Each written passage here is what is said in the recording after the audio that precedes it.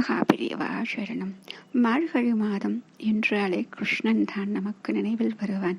ஏனென்றால் மாதங்களில் நான் மார்கழியாக இருக்கிறேன் என்று அந்த கீதையில் சொன்னானே.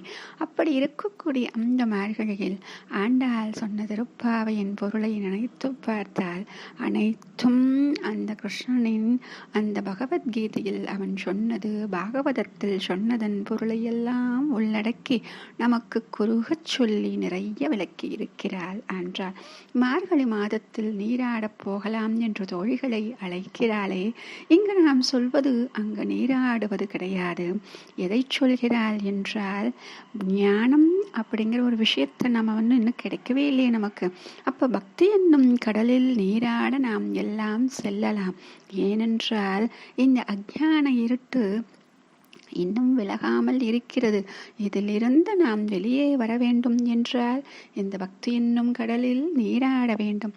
அப்படி நீராடினால் நமக்கு ஞானம் என்ற பிரகாசம் கிடைக்கும் என்று சொல்கிறார்.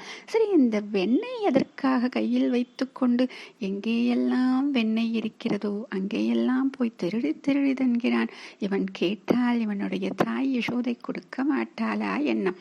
அதில் ஒரு சூட்சுமம் ஒளிந்திருக்கிறது. இந்த வெண்ணெய் அப்படிங்கிறது எப்படி நமக்கு கிடைக்குங்க? வெண்ணெய்ங்கிறது பால் தயிராகி தயிரை கடையும் பொழுது கிடைக்கிறது இல்லையா? அப்படித்தான் இங்கே எது கடையப்படுகிறது என்றால், நம்முடைய மனமானது பக்தியினால் கடைய கடைய கடைய ஞானம் என்ற வெண்ணெய் வெளிப்படுகிறதாம்.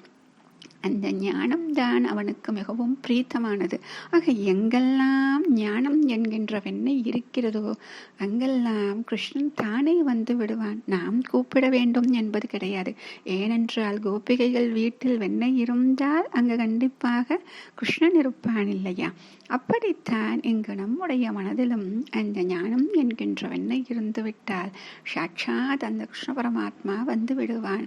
வந்து என்ன செய்வான்? நம்முடைய கர்மத்தை எல்லாம் நசித்து போகச் செய்யும்படி புல்லாங்குழலால் அந்த இசையை இசைத்து அனைத்தையும் ஓடச் செய்து விடுவானா. அப்படித்தான் இந்த ஓவியங்கள் நமக்கு கூறுகின்றன. மகாபெரியவா சரணம்.